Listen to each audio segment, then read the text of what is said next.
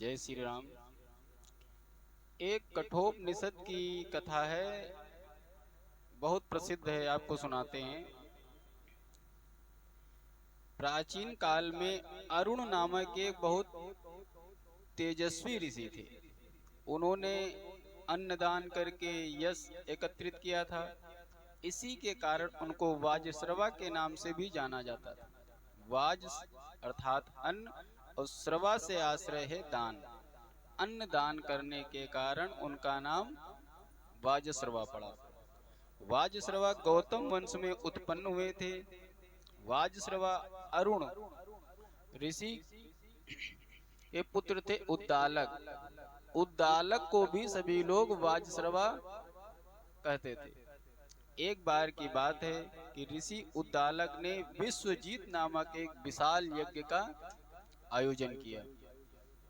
उस यज्ञ का जब समापन हुआ तो उन्होंने उस यज्ञ में अपना सर्वस्व दान कर दिया। गोधन से भी वो रिक्त हो गए।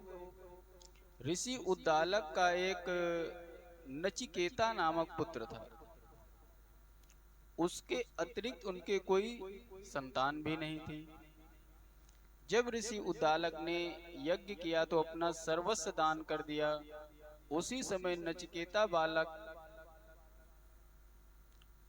था तो बालक, लेकिन उसकी बुद्धि बड़ी तीव्र थी। अपने पिता को भी कौवे दान देते हुए देखा और सोच में पड़ गया कि पिताजी तो ऐसी कौवे भी दान कर रहे हैं कि जो ना घास चरती हैं और ना दूध देती हैं। अब उन्हें दान लेने में जो दान ले रहा है उसको कोई लाभ भी नहीं होगा। तो बहुत छोटे से थे, उनको इधर उधर देखा तो एकदम से वो बाल स्वरूप में आए, ज्ञान स्वरूप में आए। पिताजी पिताजी बोले, क्या है? अब वो पूजा पाठ दान में बिजी थे तो उन्होंने कहा, बताओ क्या कर रहे हो, कहो। फिर बोले, पिताजी पिताजी। अब उन्होंने टाल दिया।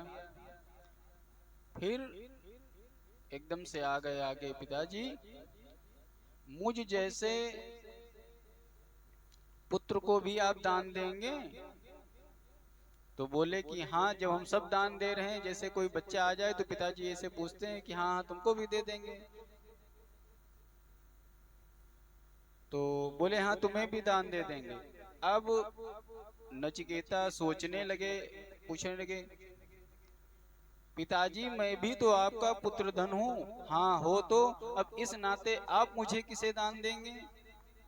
उसी समय उद्दालक ऋषि किसी से बात कर रहे थे और नचिकेता के प्रश्नों पर ध्यान नहीं दिया कि बच्चा है। बार बार जब पुनः पूछा तो पिताजी क्रोध में आके कह दिए कि तुझे यमराज को दान में दूंगा।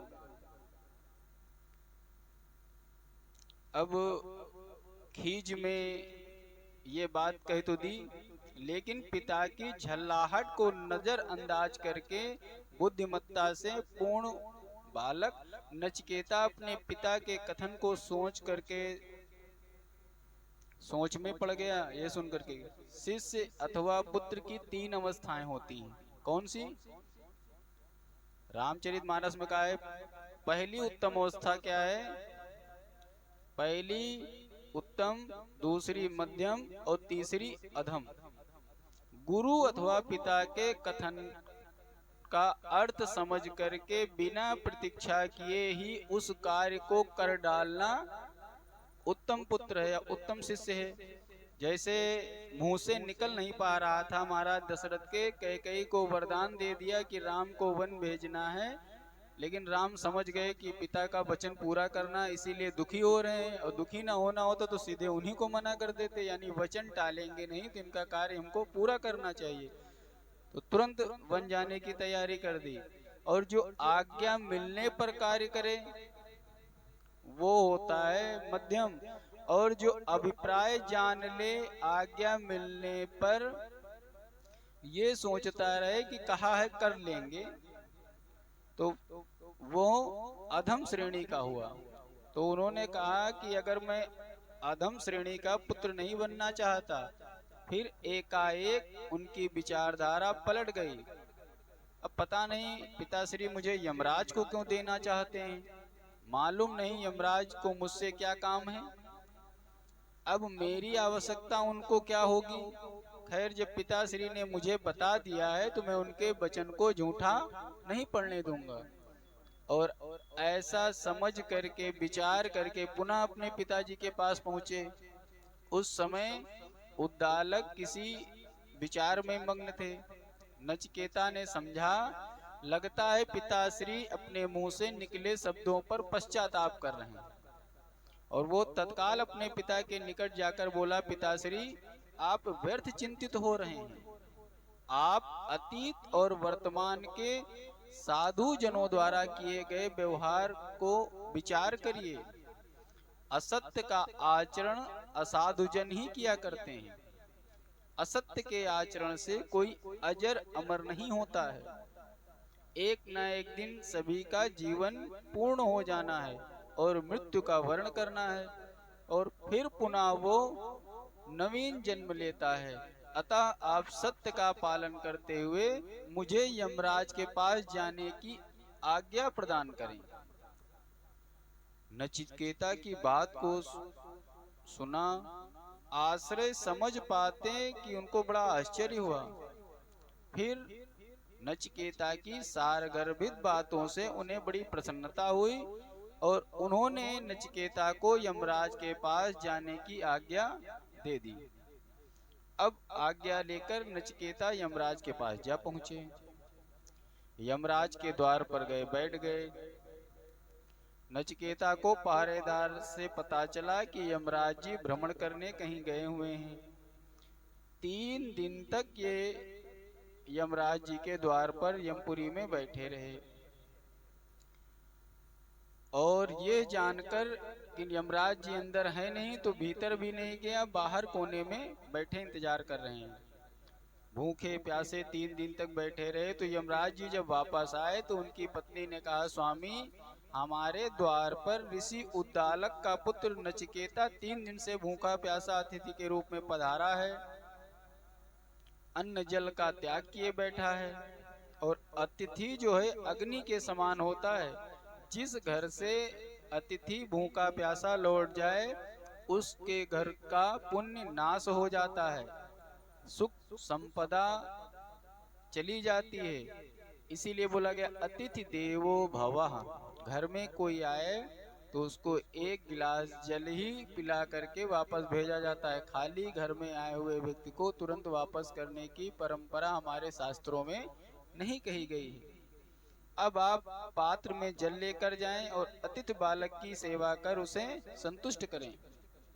पत्नी की बात मानकर यमराज तक्षण नचिकेता के पास आए और प्रार्थना करते हुए बोले, हे ऋषि कुमार, मेरी वजह से तुमको बहुत कष्ट उठाना पड़ा, अतः आपसे क्षमा प्रार्थना करते हुए निवेदन करता हूँ कि मेरा आतिथ्य स्वीकार करें और मुझे प्रायश्चित करने का अवसर प्रदान करें। मुझे खेद है कि 3 दिन मैं यहाँ से अनुपस्थित था और आपकी सेवा में विलंब हुई। इसके लिए आप मुझे अपनी इच्छानुसार 3 वर मांग सकते हैं। यमराज के निवेदन भरे शब्दों को सुनकर नचिकेता ने शिष्टता भरे स्वर में कहा, हे मृत्युदेव, यदि आप स्वेच्छा से वर मांगने को कह रहे हैं तो मैं पहले वर से आपसे यह मांगता हूँ कि जब मैं यहाँ से वापस जाऊं अपने पिता के पास तो मेरे पिता मुझे पहले की तरह पुत्र मानकर स्नेह करें। कारण समझिए, कोई भी मृत्युलोक छोड़ के अगर यमराज के पास गया, अगर वो वापस आ जाएगा, अगर हमको पुनर्जन्म भी मिल जाए तो क्या हमको इस जन्म की बातें याद रहेंगी? अगले जन्म की बातें नहीं याद रहेंगी। एक उदाहरण में बताया तो कि दूसरे आत्मा दूसरे शरीर से अगर किसी दूसरे घर में अपने घर में चला जाए तो पीट डाला जाएगा। अब चलो ये आत्मा निकली और किसी कुत्ते की योनि में चली जाए और वो कुत्ता आकर के रसोई से रोटी लेके भागने लगे, तो न तुमको याद रहेगा, कुत्ते को याद भी है तो कहेगा देखो अपनी कमाई से, अपने घर द्वार से हम रोटी लेके जा रहे हैं और ये हमें पीट रहे हैं। तो उन्होंने इसीलिए कहा कि जब मैं यहाँ से वापस जाऊं, इसी तरीके से पुत्र भाव से हमें वे स्वीकार करें, मुझ पर क्रोधित ना हो। इसलिए उनका चित्त संतुष्ट और शांत कर दीजिए। यमराज जी ने कहा चलो ऐसा ही होगा। दूसरा, हे मृत्युदेव, स्वर्ग में सभी प्राणी निर्भीकता पूर्वक वास करते हैं, उन्हें अपना मृत्यु का किंचित भय नहीं होता है, उन्हें वृद्धावस्था भी नहीं सताती है, यहाँ तक स्वर्ग में भूख प्यास तक भी नहीं लगती और हमेशा आनंदमय जीवन व्यतीत करते हैं। और स्वर्ग का ये सारा सुख वैभव अग्नि विद्या के ज्ञान के कारण होता है। इसीलिए बोला इस जीवन को इतना तपा लो, इतना तेज कर लो अपने अंदर कि स्वर्ग मिल जाए, यानी उस अग्नि की ऊर्जा से। तो नचिकेता ने कहा हे प्रभु, मुझे वो अग्नि विद्या का यथार्थ ज्ञान प्रदान करें, क्योंकि आप इस विद्या के मर्मज्ञ हैं। आप टेस्टिंग करते हैं, जो उस विद्या में पास हो जाता है उसको स्वर्ग भेज देते हैं, वरना नरक भेज देते हैं। यमराज ने अग्नि विद्या का इतनी आसानी से तो प्राप्त नहीं करी होगी, घोर तप करके अर्जित की जाती है। इसीलिए उन्हें मालूम था कि इस विद्या का अधिकारी कोई योग्य व्यक्ति हो सकता है। नचिकेता के गुणों को अनुभव कर यमराज को आभास हो गया कि यह इस विद्या का सर्वथा योग्य अधिकारी तो दिख रहा है। यमराज ने तनिक मुस्कुराकर कहा, नचिकेता, ये अग्नि विद्या बड़ी गूढ़ है। फिर उसकी परीक्षा लेने के उद्देश्य से बोले, इस विद्या का वास मुनि जनों की हृदय गुफा है, यह विद्या स्वर्ग प्राप्ति का साधन है। फिर यमराज ने नचिकेता को बताया उस अग्नि को प्रज्वलित करने के लिए किस प्रकार की ईंटों की वेदी का निर्माण होता है, किस प्रकार की अग्नि का चयन होता है। इस प्रकार सब कुछ जान लेने के बाद यमराज ने नचिकेता से पूछा, अब बताओ मैंने तुम्हें क्या क्या बताया है। प्रत्युत्तर में नचिकेता ने सब कुछ ज्यों का त्यों तुरंत कहा सुनाया। नचिकेता की विलक्षण बुद्धि देखी और प्रसन्न होकर यमराज ने कहा, हे ऋषि पुत्र नचिकेता, जिस अग्नि का मैंने तुम्हें ज्ञान दिया था, आज से यह विद्या नचिकेता अग्नि के नाम से विख्यात होगी। कहते हुए यमराज ने अपने गले में पड़ी रत्नों की माला उतारकर नचिकेता के गले में डाल दी और बोले, अब आप तीसरा वर भी मांग लीजिए। यमराज के कहने पर नचिकेता कुछ सोच में पड़ गए। फिर बोले, हे मृत्युदेव, मैं आत्मज्ञान प्राप्त करना चाहता हूँ, अतः आप मुझे तीसरे वर के रूप में आत्मज्ञान प्रदान करने की कृपा करें। क्योंकि प्रायः लोगों के मन में ये आशंका घर किए रहती है कि मृत्यु के पश्चात आत्मा का क्या होता है, वो कहाँ जाकर निवास करती है। आप मृत्यु के देव हैं, आप मुझे ये आत्मज्ञान प्रदान करने की कृपा करें। नचिकेता की आयु इतनी नहीं थी और जितने वो गूढ़ और गंभीर बातें कर रहा था। नचिकेता की मनोइच्छा जानकर यमराज को हार्दिक प्रसन्नता हुई। वो उसकी प्रतिभा से प्रभावित तो पहले ही थे, नचिकेता की सराहना करने लगे। किंतु यमराज ने सोचा, क्या नचिकेता प्रभावशाली वाणी की भांति उसका चित्त अंतःकरण भी प्रभावशाली है? क्या वो आत्मज्ञान को आत्मसात करने का अधिकारी है? अपने मन में उभरे प्रश्नों के समाधान के लिए उन्होंने नचिकेता की पहले परीक्षा लेने की सोची। अब पहले तो यमराज ने इस विषय को अति गंभीरता से बताते हुए टालने का प्रयास किया। फिर बोले, नचिकेता, आत्म तत्व अत्यंत गुण विषय है और तुम हो अभी बालक, ये तुम्हारे योग्य नहीं है। इसके बारे में देवता भी शंकित हो गए थे, इस कारण इस तत्व को नहीं जान सके थे। इसे छोड़ो, वरदान का अन्य स्वरूप में कोई दूसरा अन्य वरदान मांग लो। नचिकेता ने कहा, नहीं मृत्युदेव, अडिग स्वर में बोला, आपने स्वयं कहा है कि देवता भी इसकी गुणता को नहीं समझ पाए, तो इसका मतलब ये कोई विशेष तत्व है, तो हमें यह आत्मज्ञान का तत्व चाहिए। आपका कहना ठीक है कि यह सूक्ष्म अति कठिन विषय है। इन बातों से यह निष्कर्ष निकलता है कि यह महत्वपूर्ण विषय है। अब मेरी प्रबल इच्छा है कि इस ज्ञान को मैं प्राप्त करूं, और मुझे विश्वास है कि आप जैसे अनुभवी के सानिध्य में ज्ञान मुझे पूर्ण रूप से आत्मसात होगा। आप मेरी आयु पर न जाकर मुझे ये ज्ञान देने की कृपा करें। यमराज ने नचिकेता की प्रार्थना सुनकर के कहा, हे ऋषि पुत्र, तुम्हारी अवस्था कम है, इस कारण मैं समझता हूँ कि तुम्हें आत्मज्ञान की आवश्यकता नहीं है, बल्कि तुम्हें तो सांसारिक सुखों की इच्छा होनी चाहिए।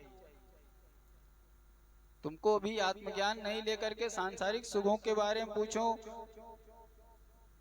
अतः तुम्हें 100 वर्ष तक जीवित रहने वाले पुत्र, पोते, हाथी, घोड़े, धन, लंबी आयु, भोग विलास की समस्त वस्तुएं मांगनी चाहिए।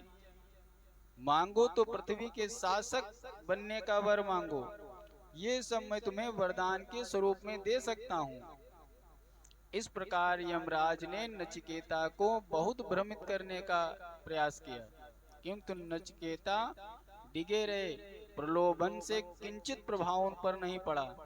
बोले, हे प्रभु, हे मृत्युदेव, सांसारिक सुख वैभव तो क्षण भंगुर है, उन्हें लेकर मैं क्या करूंगा। संसार में सभी चीजें नाशवान हैं, अतः मुझे आत्मज्ञान ही तीसरे वर के रूप में दीजिए। यमराज ने देखा, भाई ये तो किसी प्रलोभन में आ नहीं रहा है और आत्मज्ञान को प्राप्त करने के लिए दृढ़ निश्चय कर चुका है। उन्होंने कहा, नचिकेता, श्रेय और प्रेय 2 मार्ग हैं, इसी को विद्या और अविद्या कहा जाता है। दोनों ही सुखदायी हैं। श्रेय विद्या आत्मिक सुख प्रदान करता है, इस मार्ग पर चलकर जीव आत्मा का उत्थान और कल्याण करता है। प्रेय अविद्या सांसारिक सुख देता है, इस मार्ग का अनुसरण करने पर जीव सांसारिक सुखों को भोगता है और बंधन युक्त होकर आत्मा का पतन करता हुआ जन्म मरण के चक्र में फंस जाता है। हे ऋषि पुत्र, बुद्धिमान मनुष्य को श्रेय मार्ग का अनुसरण करना चाहिए और प्रेय मार्ग का अनुसरण करने वाला, अविद्या का अनुसरण करने वाला मूर्ख कहलाता है। तो विद्या क्या है? पढ़ लिख लेना ही विद्या नहीं है। यहाँ पर प्रेय जो और श्रेय, तो जो श्रेय है वो कार्य करना चाहिए। श्रेय कौन सा होता है? जो दूसरों को प्रिय कर लगने वाले कार्य हैं, और प्रेय जो अपने आप को प्रिय लगने वाले कार्य हैं। इसलिए श्रेय मार्ग के पथिक हो। आत्म तत्व का ज्ञान सामान्य विषय नहीं है, यह अत्यंत गुण है। यह सामान्य व्यक्ति की बुद्धि में नहीं आ सकता है। अधिकांश लोगों की आत्मा संबंधी बात तक सुनने को नहीं मिलती है। इस ज्ञान का कोई बिरला प्राणी ही जो मिलेगा जो आत्मज्ञानी हो। तो तुम इसको रख के क्या करोगे? फिर यहाँ तक टाल रहे हैं। लेकिन नचिकेता टिके हुए हैं। फिर कहते हैं यमराज जी, आत्म तत्व तर्क और वितर्क से परे का विषय है। आत्मज्ञान तभी प्राप्त होता है जब आत्म तत्व का सच्चा ज्ञाता मिल जाए। और आत्मा के विषय में अधिक विस्तार से बताते हुए यमराज बोले, हे ऋषि कुमार, प्रकाश रूप आत्मा जीव के हृदय में वास करती है। आत्मा को शोक नहीं होता है, आत्मा को हर्ष नहीं होता है, क्योंकि यह शोक और हर्ष तो बुद्धि के विकार स्वरूप हैं। तभी नचिकेता ने प्रश्न किया, हे मृत्युदेव, जो ब्रह्म सनातन है, गुण है और प्रपंचों से पृथक है, भूत भविष्य वर्तमान से भी भिन्न है, इस ब्रह्म के बारे में विस्तार से कहिए। उत्तर में यमराज बोले, वेदों में जिनका वर्णन किया गया है उस अक्षर परम ब्रह्म को मैं तुम्हें बताता हूँ। यह प्रणव है। यद्यपि परमात्मा का कोई विशेष नाम नहीं है, फिर भी उसे अनेक नामों से पुकारा जाता है। ऐसे ही नामों में प्रणव अक्षर ब्रह्मवाचक है और इसी अक्षर के द्वारा, ब्रह्म के द्वारा परमात्मा को जाना जा सकता है। सीधे सच्चे शब्दों में यही अक्षर प्रणव ही ब्रह्म है और इसकी साधना करने से योगी सब कुछ पा लेते हैं। प्रणव साधना बताने के बाद यमराज ने आत्मा का वास्तविक स्वरूप बताते हुए कहा, हे नचिकेता, आत्मा जन्म मरण के बंधनों से मुक्त है। वह चैतन्य रूप है, वो शाश्वत और सनातन है। शरीर नष्ट होने जाने पर भी वह जीवित रहती है। नचिकेता ने जिज्ञासा में भरकर पूछा, हे मृत्युदेव, आत्मा अथवा परमात्मा कैसा है, ये कहाँ रहता है? उत्तर में यमराज जी बोले, हे ऋषि कुमार नचिकेता, आत्मा सूक्ष्म से अति सूक्ष्म और महान से भी महान है। समस्त जीवों के हृदय में इसका वास माना जाता है। आत्मा को वही जान सकता है जो कार्य की सिद्धि और असिद्धि में बुद्धि को सम रखता है। पहली बात तो आत्मा के दर्शन करना असंभव है। यदि हो भी जाए तो जीव शोक हर्ष से शून्य हो जाता है। वो शरीर में रहकर भी शरीर रहित हो जाता है। फिर यमराज बोले, हे नचिकेता, आत्मा शरीर रूपी रथ का सारथी है, यानी स्वामी है। बुद्धि सारथी है और मन लगाना है। इंद्रियां शरीर रूपी रथ के घोड़े हैं और इंद्रियों के विषय वो मार्ग हैं जिस पर इंद्रिय रूपी घोड़े दौड़ा करते हैं। हे ऋषि कुमार, जिस जीव को आत्मा का ज्ञान नहीं है उसका चित्त बहिर्मुखी होता है और ना ही उसका अंतःकरण इंद्रियों पर कोई नियंत्रण रह जाता है। जबकि आत्मज्ञानी अंतर्मुखी होते हैं, उनका इंद्रियों पर पूरा पूरा अपना नियंत्रण रहता है। वे जन्म मरण के बंधनों में नहीं बंधना चाहते। संसार भवसागर को पार करके वह परम पद को पा लेते हैं, अर्थात उस पद को मोक्ष कहा जाता है। तत्पश्चात यमराज ने कहा, हे बुद्धिमान नचिकेता, आत्मज्ञान का मार्ग सरल नहीं है। ज्ञानियों के कथनानुसार यह तेज धार वाला पथ है, फिर भी यह ज्ञानियों के लिए सुगम है।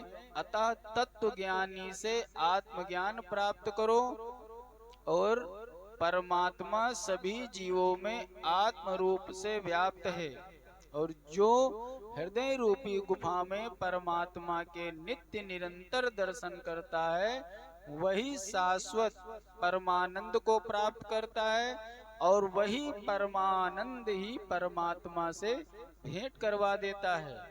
हे नचिकेता, अब मैं तुम्हें बताता हूँ कि मरणोपरांत आत्मा का क्या होता है। अंत समय में जिसकी जैसी इच्छा होती है, जैसा ज्ञान जागृत होता है, उसी समय मरने के अनुरूप आत्मा अगला शरीर प्राप्त कर लेती, यानी अगला जीवन मिल जाता है। अतः मृत्यु से पूर्व आत्मज्ञान प्राप्त कर लेता है जो वही जीवन मुक्त हो जाता है। इसलिए अंत समय में जिसकी जैसी स्थिति होगी वैसा ही रिजल्ट उसको अगले जीवन में प्राप्त होता है। और जिसकी सभी मनोकामनाएं पूरी हो जाती हैं और जो आत्मा का ही ध्यान किया करता है, अपनी ही आत्मा का ध्यान करके और उस हृदय तल में परमात्मा का ध्यान करता है, तो वह आत्मा मृत्यु उपरांत परमात्मा में लीन हो जाती है। उसमें मैं या मेरा का भाव नहीं रहता है। मैं और मेरा का भाव नष्ट जब हो जाता है तो सभी ग्रंथियां नष्ट हो जाती हैं और वह व्यक्ति अमृत तुल्य हो जाता है। शास्त्रों में यही उपदेश दिया गया है। अब इस कथा के द्वारा अपने से बड़ों की आज्ञा का पालन करना, और बड़ों की आज्ञा पालन करने से क्या होता है, सदैव सुख प्राप्त होता है। ये कठोपनिषद की बहुत प्रसिद्ध कथा है। तो बंधुओं, आपने पुराणों के माध्यम से अन्य ग्रंथों में भी समझा होगा कि हर समय भगवान का नाम जप करते रहना चाहिए। जीवन के कार्य सारे करते रहिए, लेकिन लक्ष्य ये आपका होना चाहिए कि हमें प्रभु को प्राप्त करना है। परम कर्तव्य वो है, अन्य कर्तव्य। श्री राम जय जय राम, श्री राम जय जय राम।